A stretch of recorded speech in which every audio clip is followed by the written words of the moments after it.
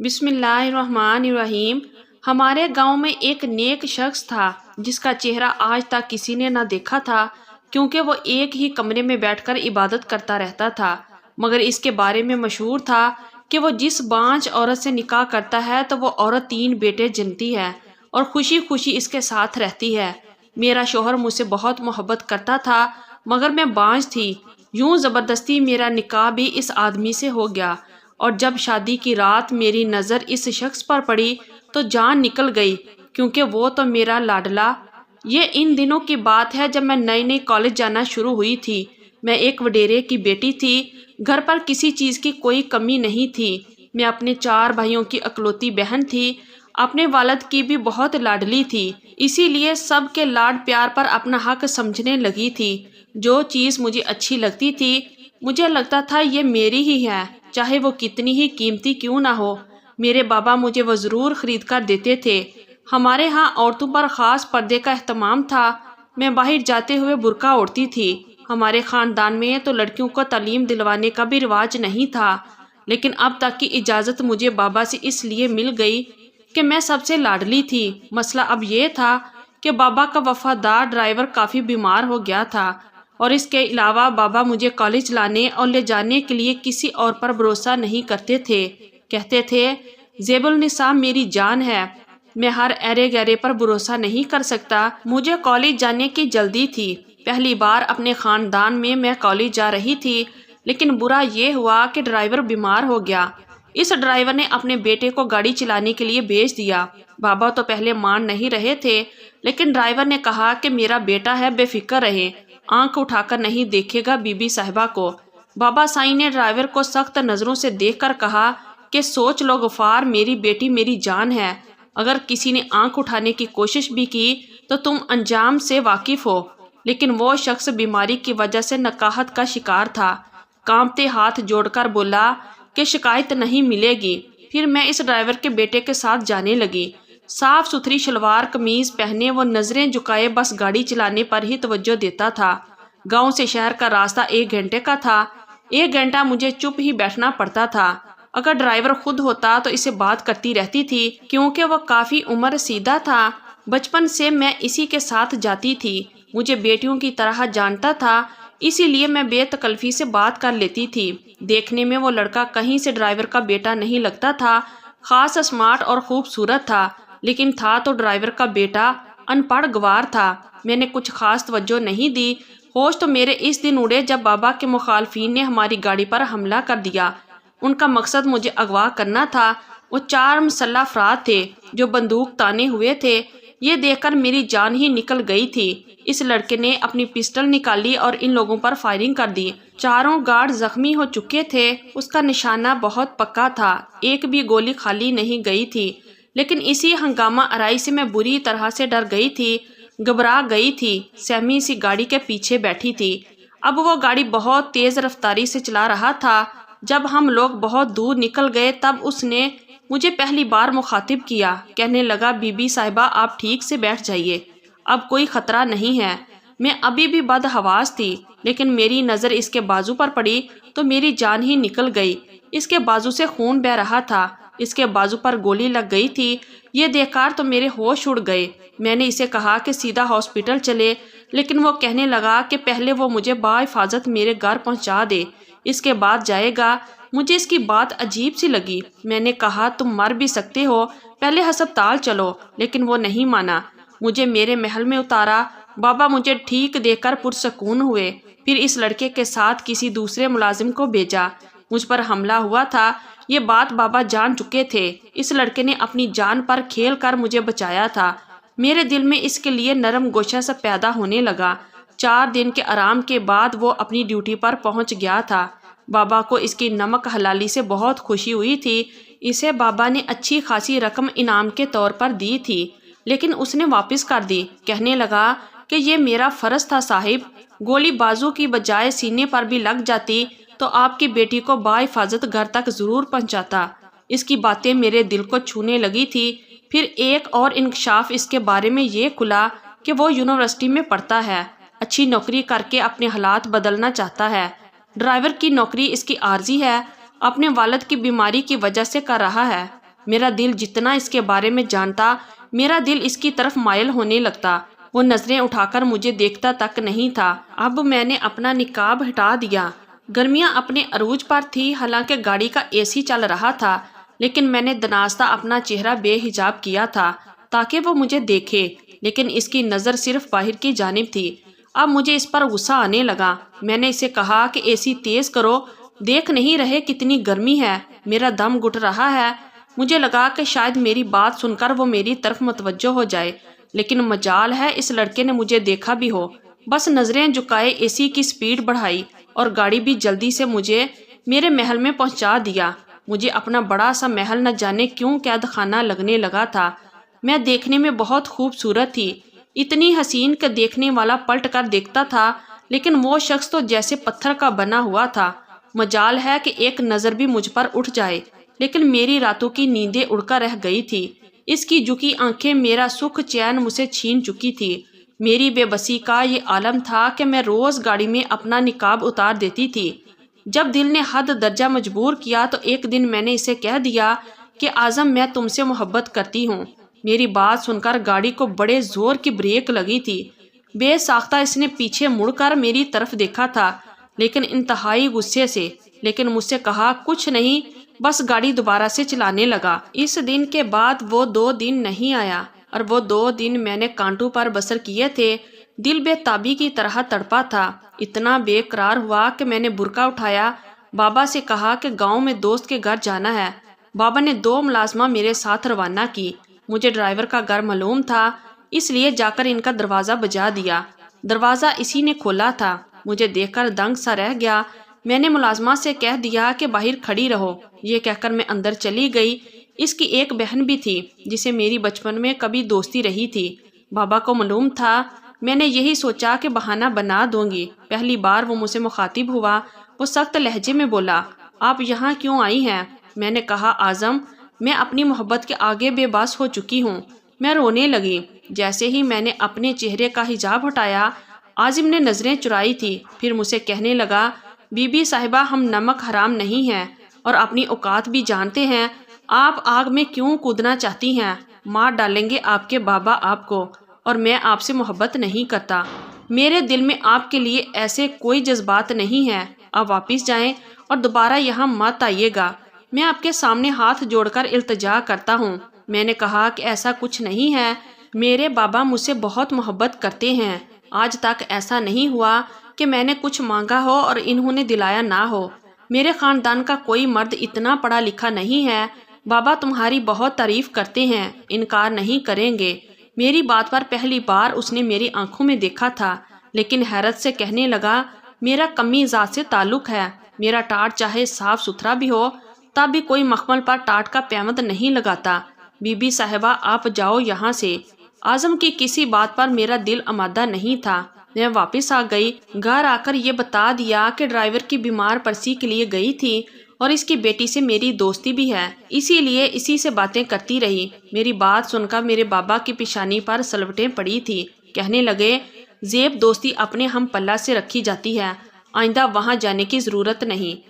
پہلی بار بابا کا لہجہ ذرا سخت تھا۔ میرا دل گھبرانے لگا۔ اعظم کی بات ٹھیک تھی، یہ سوچ کر کہ وہ میرا نہیں ہو سکتا۔ میرا دل بے چین سا ہونے لگا تھا۔ جب میں صبح کالج جانے کے لیے گاڑی میں بیٹھی، گاڑی جیسے ہی گاؤں کی حدود سے باہر نکلی، میں نے اعظم سے کہہ کر گاڑی رکوا دی اور گاڑی کا دروازہ کھول کر اگلی نشست پر بیٹھ گئی۔ اعظم نے حیرت سے مجھے دیکھا تھا۔ میں پھوٹ پھوٹ کر اس کے سامنے رونے لگی۔ مجھ سے نکاح کر لو اعظم، میں تمہارے بغیر نہیں رہ سکتی۔ پہلی بار میں نے کسی کے سامنے بے بسی سے ہاتھ جوڑ کر یہ کہا تھا۔ ایک تھپڑ تھا جو میرے منہ پر لگا تھا، شاید بے اختیار سا عمل تھا، لیکن مجھے اعظم سے اس جرأت کی توقع ہرگز نہیں تھی۔ غصے سے بولا، شرم نہیں آتی تمہیں؟ اپنے ماں باپ کی یوں عزت اچھالنے کا سوچ کر جا کر پیچھے بیٹھو، اور اگر آئندہ مجھ سے ایسی بات کی تو بڑے صاحب کو بتا دوں گا۔ کب سے تمہاری حرکتیں برداشت کر رہا ہوں، صرف اس لیے چپ ہوں کہ میری شکایت پر تمہاری پڑھائی نہ چھوٹ جائے، لیکن اب لحاظ نہیں کروں گا۔ ہم نمک حرام نہیں ہیں بی بی صاحبہ، نہ ہی کبھی نمک حرامی کریں گے۔ میں اپنے سرخ گال پر ہاتھ رکھے اس کی باتیں سن رہی تھی۔ ایک وڈیرے کی بیٹی ہوتے ہوئے میں نے محبت میں پہل بھی کر ڈالی، ایک نوکر کی منت سماجت پر اتر آئی اور وہ ہے کہ یوں اکڑ کر دکھا رہا ہے۔ میرا اندر سے خون کھل اٹھا۔ میں نے کہا کہ تم نے مجھے تھپڑ کیسے مارا؟ مجھے لگا شاید غلطی سے اس کا ہاتھ مجھ پر اٹھ گیا ہے، مگر وہ مجھ سے معذرت کر لے گا، لیکن وہ اس پاٹ لہجے میں بولا، میرا یہ تھپڑ آپ کو یہ یاد دلائے گا کہ نکاح آپ کو کس سے اور کہاں کرنا ہے۔ یہ سن کر میرے تن بدن میں آگ سی لگ گئی، مطلب اس نے مجھے جان بوجھ کر مارا تھا۔ میں فرنٹ سیٹ سے اتر کر پیچھے بیٹھ گئی۔ اس نے بڑی تیزی سے گاڑی چلائی تھی۔ وہ مجھے کالج کے بجائے واپس گھر لے گیا تھا۔ گاڑی سے اترنے سے پہلے بولا تھا کہ بی بی صاحبہ، میرے بابا اب کافی بہتر ہو چکے ہیں، چند دن بعد وہ آپ کو لینے آئیں گے اور اب میں کل سے نہیں آؤں گا۔ میں نے ایک تیز نظر اس پر ڈالی اور کہا کہ رات 12 بجے اگر تم مجھ سے ملنے میرے کمرے میں نہیں آئے تو میں زہر کھا لوں گی اور مرنے کا الزام تم پر لگا دوں گی۔ فیصلہ میں تم پر چھوڑتی ہوں۔ میری بات سن کر اس کی رنگت اڑ گئی تھی۔ میں گاڑی سے اتر کر اندر چلی گئی۔ کیا سمجھتا تھا وہ مجھے ایک معمولی سی لڑکی؟ اس کی ہمت بھی کیسے ہوئی کہ میری محبت کا مجھے یوں جواب دیتا؟ ہاتھ کیسے اٹھایا اس نے مجھ پر؟ میرے اندر تو ایسی آگ لگی تھی کہ بجائے نہیں بجھتی تھی۔ میں نے بھی تہیہ کر لیا تھا کہ مجھے نکاح کس سے اور کہاں کرنا چاہیے۔ میں جانتی تھی کہ جو دھمکی میں نے اسے دی ہے وہ کچھ بھی کر کے آئے گا ضرور۔ اب مجھے رات 12 بجے کا انتظار تھا۔ رات کو میری کھڑکی پر آہٹ سی ہوئی۔ میں لپک کر کھڑکی کی جانب بڑھی اور کھڑکی کھول دی۔ وہ سامنے بے بسی سے کھڑا مجھے دیکھ رہا تھا۔ اسے یوں بے بس دیکھ کر میرے اندر کہیں چین سا اترا تھا۔ وہ اندر آ گیا، پھر مجھے سمجھانے لگا کہ جو میں کر رہی ہوں یہ سب غلط ہے، لیکن میں نے اس کی ایک نہ سنی اور اس کا ہاتھ پکڑ کر شور مچا دیا۔ وہ بری طرح سے گھبرا گیا۔ چند لمحوں بعد میرا دروازہ بجنے لگا۔ میں نے جلدی سے اپنا دوپٹہ دور پھینکا اور اس کے قریب ہو گئی۔ وہ مجھے خود سے دور کر رہا تھا کہ اسی آسنا میں دروازہ کھل گیا۔ سامنے میرے بابا اور بھائی کھڑے تھے، بہت سے ملازمین تھے۔ میں روتے ہوئے اپنے بابا کے ساتھ لگ گئی۔ میں نے اعظم پر غلط الزام لگا دیا۔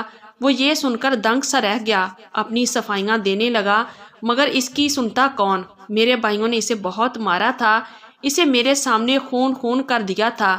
یہ بھی مجھ سے برداشت نہیں ہوا۔ میں اس کے سامنے جا کر کھڑی ہو گئی۔ میں نے کہا کہ جو ہو گیا سو ہو گیا، میرا اس کے ساتھ نکاح کر دیں، یہی بہتر ہے، میں اس کے ساتھ ساری زندگی گزار لوں گی۔ بابا نے کہا ٹھیک ہے، پھر اعظم کو واپس بھیج دیا۔ اس سے کہا کہ تم 2 دن بعد نکاح کے لیے آ جانا۔ وہ کہنے لگا، مالک میں نے ایسا کچھ نہیں کیا، میں بے قصور ہوں، بی بی صاحبہ نے مجھے دھمکی دے کر بلوایا تھا۔ میرا قصور یہ ہے کہ میں نے آپ کو بتانے کی بجائے بی بی صاحبہ کو سمجھانا چاہا تھا۔ یہ جھوٹ بول رہی ہیں، میں نے ان کے ساتھ کچھ نہیں کیا۔ ان کا رونا گڑ گڑانا سن کر بابا نے کہا کہ تم جاؤ اعظم۔ بابا کا لہجہ نرم تھا۔ میں خوش ہو گئی کہ بے شک طریقہ غلط تھا، لیکن میری شادی تو اعظم سے ہی ہوگی۔ 2 دن بعد میرا نکاح کا شور اٹھا۔ میں دلہن بنی بیٹھی تھی۔ ہوش میرے اس وقت اڑے جب دلہے کے نام پر میں نے اپنے کزن کا نام سنا۔ میں چپ سی ہو گئی۔ میری ماں نے مجھے سخت نظروں سے گھورا، کہنے لگی، اقرار نہ کیا تو ویسے ہی کام سے جائے گی جیسے تیرا عاشق کل مر چکا ہے۔ یہ خبر تو میرے سر پر بم کی طرح پھٹی تھی۔ میرے بابا اور بھائیوں نے اسے جان سے مار ڈالا تھا۔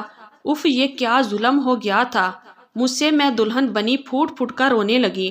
میری ماں نے مجھ سے پھر کہا کہ مر جائے گی، نکاح کے لیے اقرار کر دے۔ میں نے روتے ہوئے ایجاب و قبول کیا تھا، اپنے کزن کے ہمراہ کسی بے جان مجسمے کی طرح۔ اس کے گاؤں چلی گئی جو ہمارے گاؤں سے بہت دور تھا۔ میرے لیے تو وہ ماتم کی رات تھی۔ محبت تو ایک طرف، میں نے تو قتل ہی کر ڈالا تھا۔ کبھی مجھے اعظم کا چہرہ نظر آنے لگتا، کبھی اس کے بوڑھے باپ کا، جن کا وہ واحد سہارا تھا۔ میں تو نیم مردہ سی ہو کر بیٹھی تھی۔ میری محبت نے ایک گھر برباد کر دیا تھا۔ اعظم کی باتیں سچی تھی۔ میرا باپ مجھ سے بے تحاشا محبت تو کر سکتا تھا، لیکن جسے وہ کمین سمجھتا تھا اسے بیٹی نہیں دے سکتا تھا۔ مجھے اعظم نے کبھی نہیں بہکایا تھا، لیکن میرے سامنے بیٹھا شوہر مجھ سے یہی کہہ رہا تھا کہ تم فکر مت کرو، چچا نے اسے صفحہ ہستی سے مٹا دیا ہے اور ایسی مسائل قائم کی ہے کہ وڈیروں کی بیٹی پر آنکھ رکھنے کا انجام کیا ہوتا ہے۔ میں بس بے جان سی بیٹھی اپنے شوہر کا منہ تک رہی تھی۔ میرے دل کی دنیا اجڑ گئی تھی، لیکن وقت کے ساتھ ساتھ سب کچھ پرانا سا ہونے لگا۔ غم کا اثر بھی زائل ہو گیا، لیکن میری غلطی کی سزا ہی تھی کہ مجھے بانجھ پن کی سزا ملی تھی۔ پھر 6 سال بعد ایک بزرگ گاؤں میں آیا۔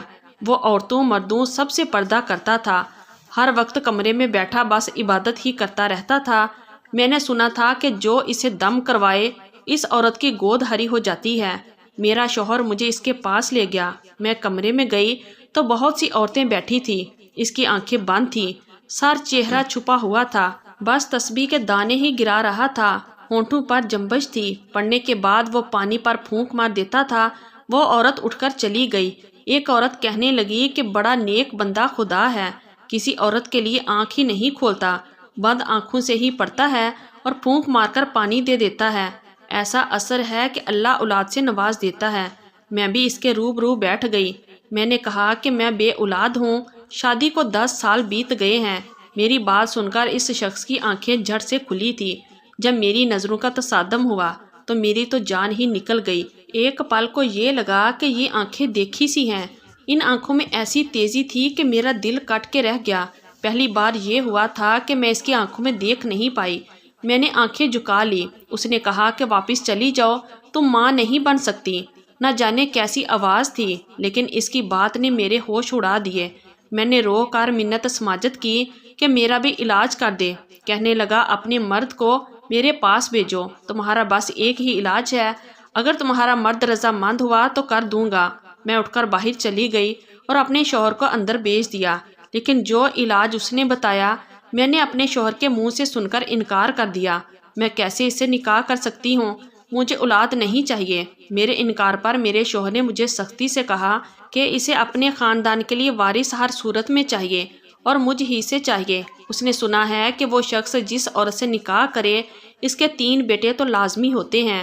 جیسے ہی میں امید سے ہوئی وہ مجھے واپس بھیج دے گا اور بچہ ہوتے ہی طلاق دے دے گا۔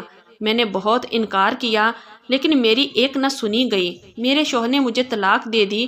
عدت کے ختم ہوتے ہی آج میں زبردستی اس شخص کی دلہن بنی بیٹھی تھی۔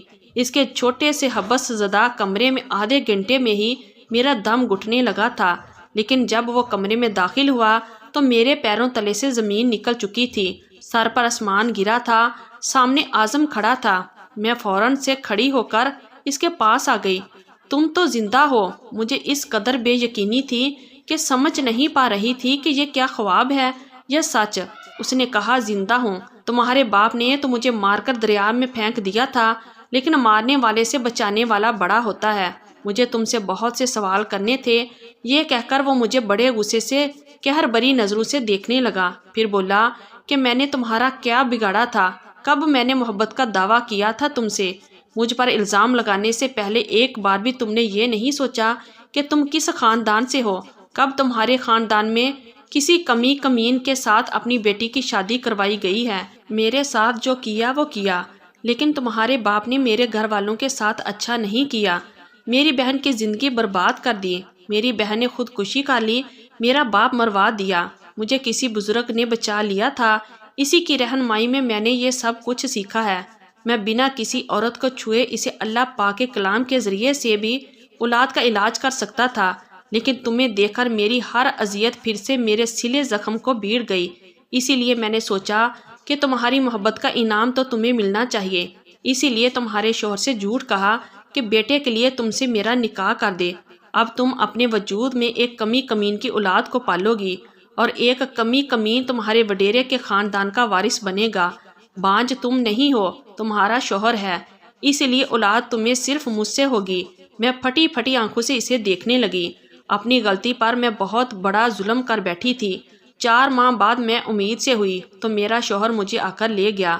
جیسے ہی مجھے بیٹا ہوا مجھے طلاق مل گئی۔ پورے محل میں بیٹے کا جشن منایا گیا۔ بس میرا دل مر چکا تھا۔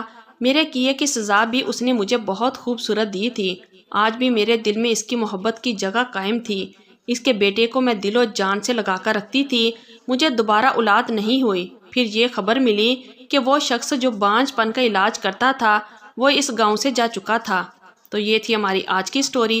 اگر آپ لوگوں کو اچھی لگی ہے تو پلیز ویڈیو کو لائک کیجئے اور ہمارے چینل کو بھی سبسکرائب کیجئے اور کمنٹ باکس میں اپنی رائے کا اظہار ضرور کیجئے۔ شکریہ۔ اللہ حافظ۔